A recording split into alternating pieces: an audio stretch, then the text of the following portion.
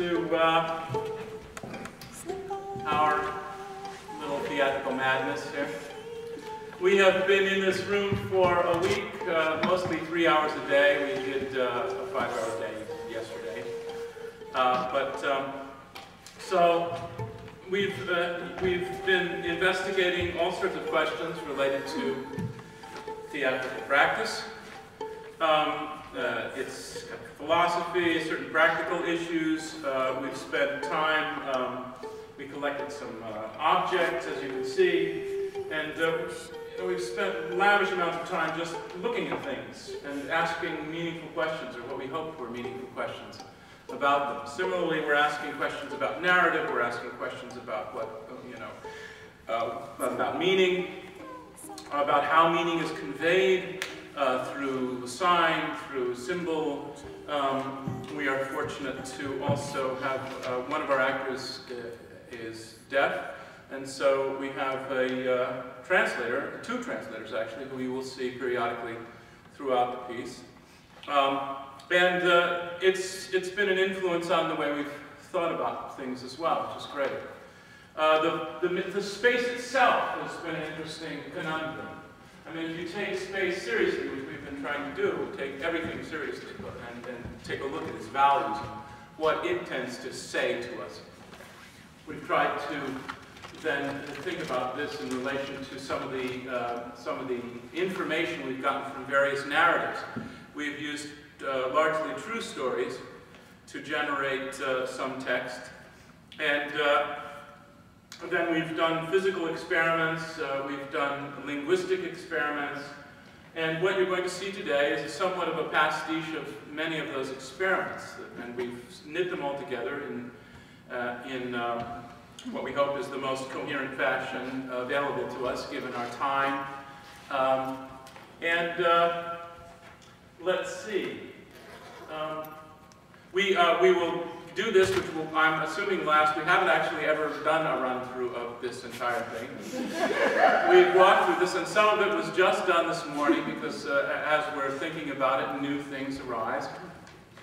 And so what occasionally we'll be just talking to each other, making sure we're doing the right thing, and I encourage all of us to just help each other remember what the hell is going on.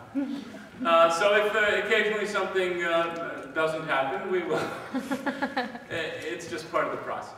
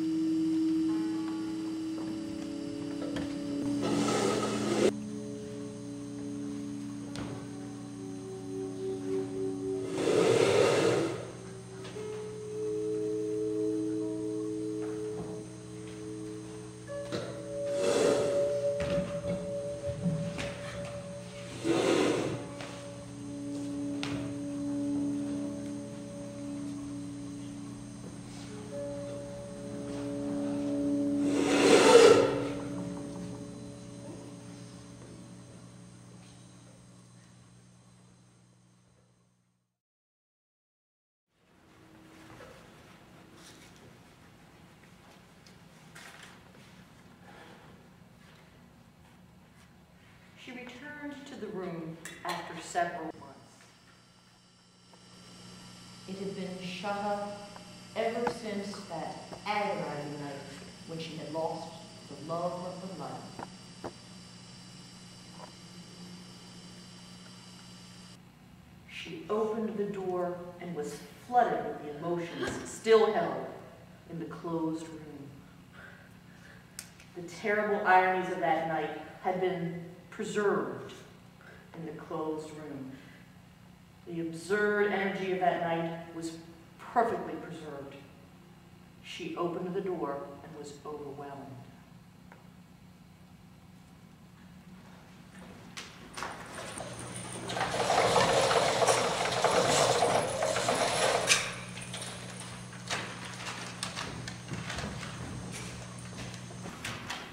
is possible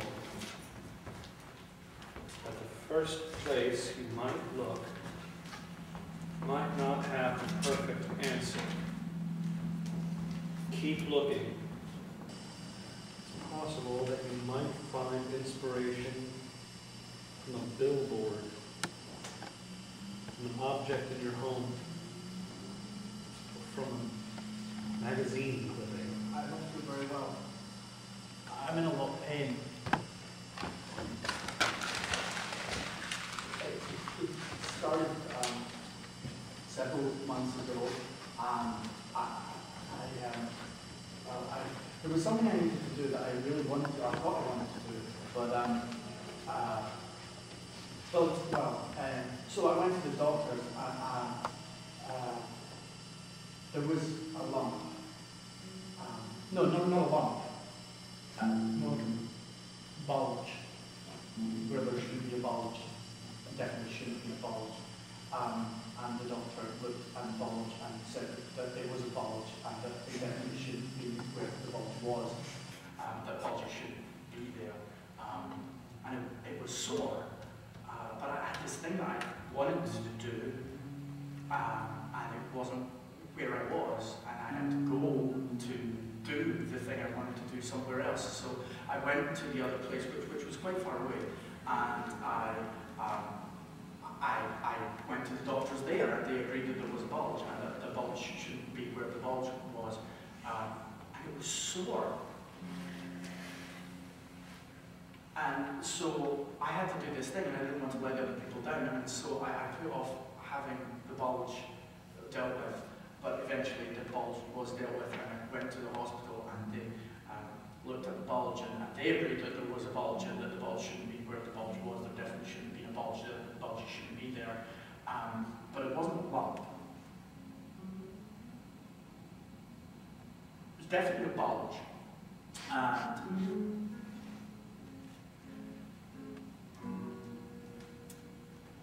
I'm still in a lot of pain.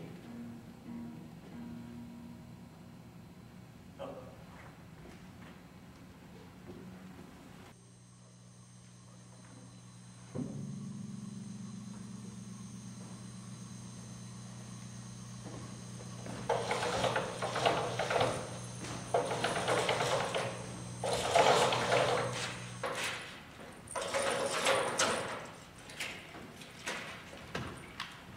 Well, I hadn't been driving very long, so I wasn't aware of what to do in certain situations. So this one day I opened my car door and it got stuck on this tree on a one-way street on the left hand And side. I didn't know you were supposed to just, get out of your car and lift up the door from the tree root. So I was going to drive forward, but then my daughter just arrived home and she pulled up the front, so I couldn't drive forward. So I thought, okay, well, I'll just back up a little bit. And the corner of the door was still stuck in the tree root, and this was a big tree root because it was just exposed, it was coming through the sidewalk. So I thought, okay, well, I'll just back up a little bit. And while I was backing up, the remained in the tree root. And I noticed that it started to go backwards a little bit, the car goes like this. So I panicked, and instead of hitting the brake, I hit the gas pedal, and the car didn't come backwards, and the door did dislodge itself from the tree root, but There was a kind of crunch noise, and the car door kind of snapped back in a way that it shouldn't have been, and it wouldn't shut after that. It wouldn't shut on the door, which made it kind of hard to drive. So I had to get some rope.